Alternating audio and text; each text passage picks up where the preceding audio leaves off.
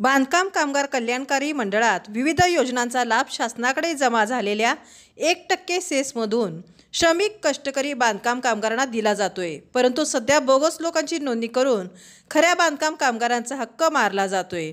महाराष्ट्र इमारत व इतर बांधकाम कामगार कल्याणकारी मंडळ मुंबई यांच्या कार्यकारिणीमध्ये फक्त अध्यक्ष म्हणजेच राज्याचे कामगार मंत्री सुरेश खाडे तसेच सचिव तथा मुख्य कार्यकारी अधिकारी म्हणून विवेक कुंभार यांच्या संगनमताने मनमानी पद्धतीने कारभार सुरू असल्याचा आरोप तसेच आपल्या विधानसभा निवडणुकीच्या पार्श्वभूमीवर मोठ्या प्रमाणावर शासकीय यंत्रणा हाताशी धरून सरपंच ग्रामसेवक यांच्या सहकार्याने बोगस नोंदणी केली जात असल्याचा आरोपही यावेळी करण्यात आला।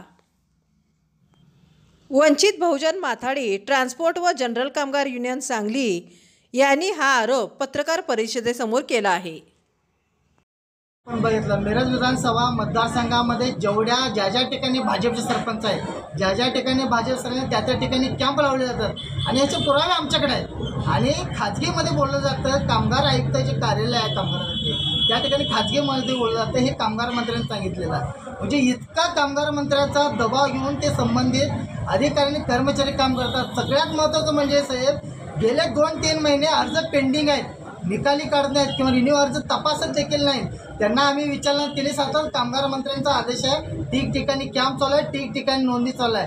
पण हे नोंदणी आणि कॅम्प साधारणपणे ह्या महिन्यामध्ये आपल्याला देखील कल्पना आहे आचारसंहिता लागणार होती, पण आचारसंहिता निवडणूक पुढे गेल्यामुळं आचारसंहिता पुढे गेली आणि त्यावेळेला मंडळाने एक पत्र पाठवलं होतं की कुठेही कामगार नोंदणीची कॅम्प अथवा कुठेही कामगार नोंदणीसाठी संख्या एकत्र करणं असं होऊ देऊ नका असं एक पत्र आलेलं असताना देखील अप्पर कामगार आयुक्त असणारे त्यांनी एक मंडळाला ठिकठिकाणी कामगार आयुक्तांना पत्र पाठवून भाजपचे जर फक्त शिष्टमंडळ जर आलं त्यांना त्यांचा निर्देश नाकारू नका असं स्पष्ट आदेश दिलेला आहे। याचे पुरावे सुद्धा आमच्याकडे आहेत।